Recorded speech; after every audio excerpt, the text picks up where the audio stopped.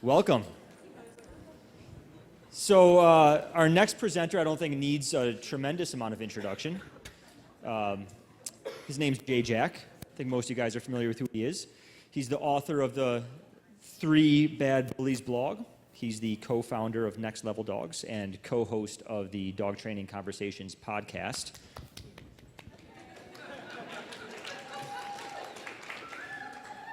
I'm very happy actually to be introducing Jay today. I'm a firm believer myself that everybody we meet has something to teach us.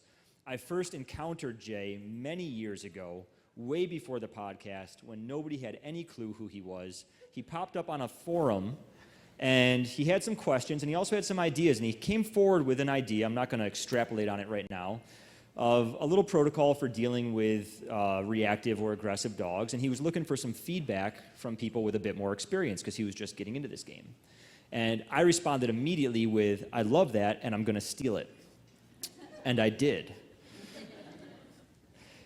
So now Jay has a lot more experience and certainly a lot more notoriety, and I, for one, am very excited to see what I can steal today. So without further ado, Jay Jack.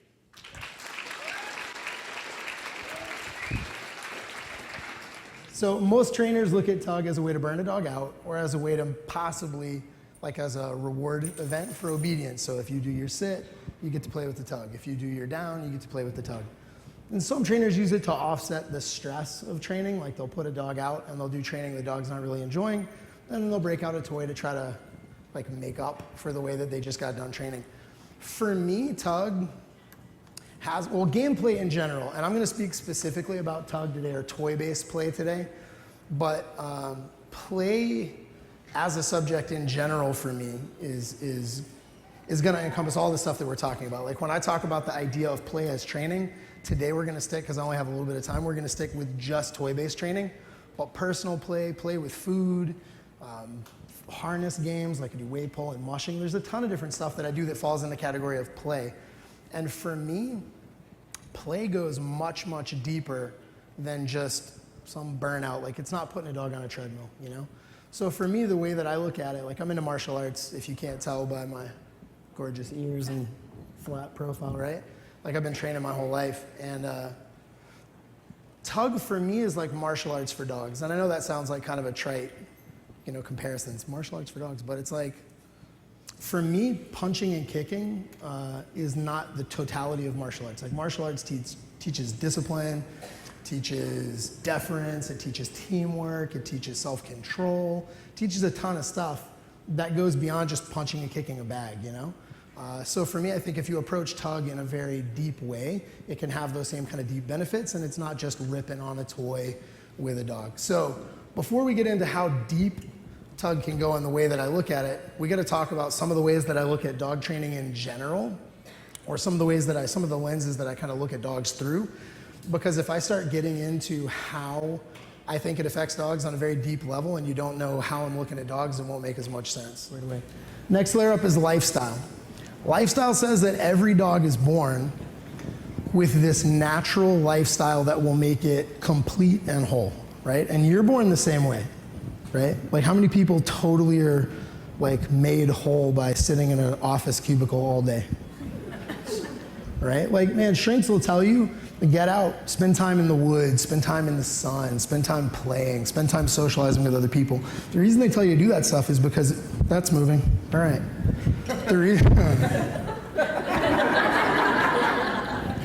All right, this is a test. The reason they tell you to do that is because the more time you spend out of congruence with your biology, the less happy and the less healthy and the less sane you're going to be, right? So dogs, if you turned off all the power and there were no people and there was no antifreeze and there was no cars and we didn't have to worry about anything, name activities dogs would do. Well, what would they do? Man, they'd hunt, right? They'd hunt stuff. They'd cover miles. They'd hunt. They'd kill things. They'd fight. They'd mate, right? Like they're not going to finger paint murals. Do you know what I mean? Like that's what they would do. But what do we let them do? Like what are their lives now? You know what I mean? Like maybe we walk them a couple times a day. So one of those 5 activities we kind of sort of halfway meet. You know, maybe we throw some food down, feed the chickens, throw the food out, and they don't even eat out of a bowl, so they get to scavenge a little bit, so we're kind of, sort of, maybe one of them.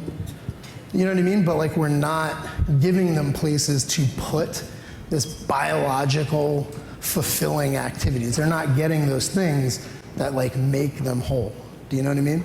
And I was a good example of this. Layered stress model is beautiful for me because I was a pain in the ass kid. I was a horrible, is that me? You couldn't tell this by looking at me now, but I was a difficult child. You know? Like, I really was. It was bad. I hit a lot of people inappropriately. It wasn't good. Do you know? And until somebody found me and said, you know what you need to do? You need to put that in a gym. Took me to a boxing club, took me to a karate club, and said, this is where you put that. Until they did that with me, I was a horrible, horrible individual, man. I mean, I had like diagnoses about all the things that were wrong with me, intermittent explosive disorder and all this kind of stuff, you know? Terrible person, couldn't get along with anybody. And now, those activities that somebody gave me, they said, look, you want to hit something, hit that. You like to struggle, pick that weight up. You like to do those things, do these things in this context. Turned me into a very good person. Like now, I'm calm, I haven't hit anybody all weekend. Do you know what I mean? Like, I'm a good dude. I get along, I pay my taxes and stuff. I haven't been to jail in a long time. Do you know? So, it's good, but it's the same thing, right? So I think you have to find activities. We can't take your dogs hunting. Obviously, you can't take your dog hunting. I mean, not obviously, like, you can. Some of you may, but like most of your clients, they're not gonna take their dog hunting. You're not gonna let the dog fight. None of us are pointy boot lady that lets the chow hump her foot for obedience training. Like, you're not gonna let your dog mate as a training obedience reward or what, hopefully not, you know? So it's like, there's a lot of biologically appropriate stuff that we're not gonna give them access to. So what we have to do is we have to try to find surrogate activities. T's are apparently hard also. So you have to find surrogate activities that are gonna fulfill your dog biologically. And I don't just mean make them tired, and I don't just mean make them happy. I mean make them literally whole, like emotionally as beings, you know what I mean? Like, it's gonna lower their layers of stress by having these activities. Like, when you go do your thing, if you're into, ooh, that was close. If you, ooh, how many minutes was that? I almost let one go, right? If you're into pottery, or whatever you're into, man, I don't know, ballet, I don't care, and you have that day where you spend that day doing that thing that like sings to your heart, right? And then you go home, like, how different do you feel on a day like that versus a day that's just like random crap that you have to do? Do you know what I mean? I want to try to find surrogate activities that fulfill that dog at that level, right? And I say surrogate activities because you can't, like, if you get a dog, specifically Tug, we're talking about Tug today, so we're going to get into kind of the fight expression. Mark, what's up? We're going to get into the white trash coming out of me. What's that, dude? So we're gonna get into the kind of the fight expression of that, you know, list of biologically fulfilling activities.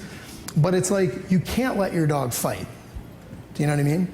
But some dogs are turned on by conflict, and that's gonna be a real tough thing for people. So I'm gonna say a lot of challenging stuff today, so you'll have to deal with it. But some dogs are turned on by conflict. How many people think that's a bad thing to say, right? This is an abnormal room, because normally when I say dogs are turned on by conflict, I get a lot of people pissed. They don't think that's a cool thing to say. I don't mean that they're turned on by fights. I mean that they're turned on by conflict, right? The dude on the Harvard debate team is turned on by conflict. Like, legit. Like, lawyers turned on by conflict. Like, the dude that wants to play chess turned on by conflict.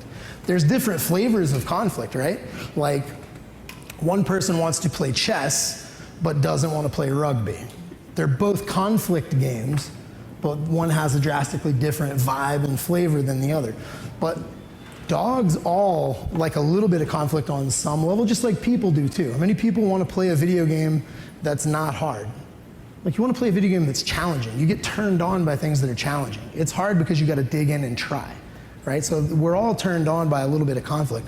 The question is, what flavor conflict do you like, and that kind of thing. So what we got to do is we got to try to find an activity that spins the dials for the dog that's going to make it biologically fulfilled, that don't, not only, it's not enough to me to say that don't cause problems, right? Like, it's not just that tug is a way to express that stuff without causing problems, because it can go much deeper than that. It's not just a way to express it without causing problems. It's a way to express it and build a bond. It's a way to express it and teach deference. It's a way to express it while they're developing self-control. So it's not just expressing it. What'd I do? Your computer went to sleep. What the hell, right? So, I'm gonna have to get, I should get should do my presentation in econ. I think I would scare the hell out of people if I walked in with an econ. If I had one of those on, just freak people out. What'd you do? We're gonna move it down. I'm gonna give you some room. I didn't even think I could breathe through my nose anymore. What's that? That sounds vulgar. I'm not sure that would have the effect that you're talking about. I'm not sure that would, I don't know that that would. I don't know that would fall into the punishment category that we're discussing. All right. What was I talking about? Okay. Yeah. So it's not enough to just say that it's like, oh, we want to give them a place to fulfill these things that doesn't cause problems, because it's not just about not causing problems, it's about developing skills and relationship and management techniques that we're going to use throughout their life in all these other areas, right? So that's the lifestyle component.